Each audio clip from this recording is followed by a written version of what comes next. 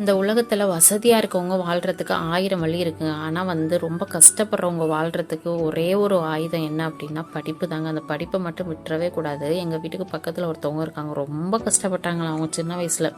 எதுவுமே சொத்து எதுவுமே இல்லை. ஆனால் பசங்களை மட்டும் எப்படியாவது படிக்க வச்சிடணும் எப்படியாவது படிக்க வச்சிடணும்னு சொல்லிட்டு அன்னன்னைக்கு கூலி வேலைக்கு போய் அந்த பசங்களை படிக்க வச்சுருக்காங்க. அந்த படிப்பை தவிர மற்ற 3 நேரம் சாப்பாடு படிப்பு, மற்றபடி தூங்குறது கூட இடம் இருக்காதான். காலை மடக்கி மடக்கி எல்லாருமே அப்படி தான் தூங்குவாங்களாம். அப்படி அவ்வளோ கஷ்டப்பட்டு பசங்களை எப்படியாவது படிக்க வச்சிடணும், நம்மளோட வாழ்க்கை மாறணும் அப்படின்னா படிப்பு தான் ரொம்ப முக்கியம் அப்படின்னு சொல்லிட்டு படிக்க வச்சிடணும்னு சொல்லிட்டு ரொம்ப கஷ்டப்பட்டு படிக்க வச்சாங்களாம். அந்த பசங்கள் நல்லா படித்து பெரியவங்கள நல்லா அவங்க அப்பா அம்மாவுக்கு வீடு என்னென்ன தேவைகளோ எல்லாமே வாங்கி கொடுத்து சந்தோஷமாக இப்போ இருக்காங்களாம்.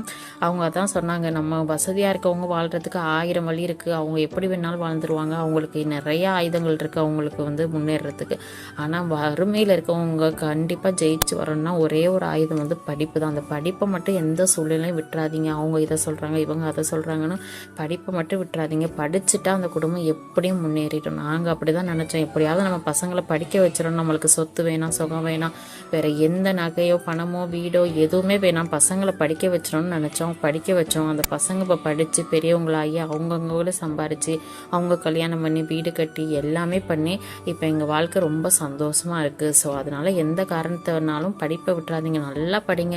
எந்த சூழ்நிலையும் படிப்பு கை கொடுக்கும். எவ்வளோ கஷ்டப்பட்டாலும் அதுலேருந்து நம்ம திரும்பி வர்றதுக்கான இது நம்மளுக்கு படிப்பு கொடுக்கும் அப்படின்னு சொல்லி அவங்க சொன்னாங்க.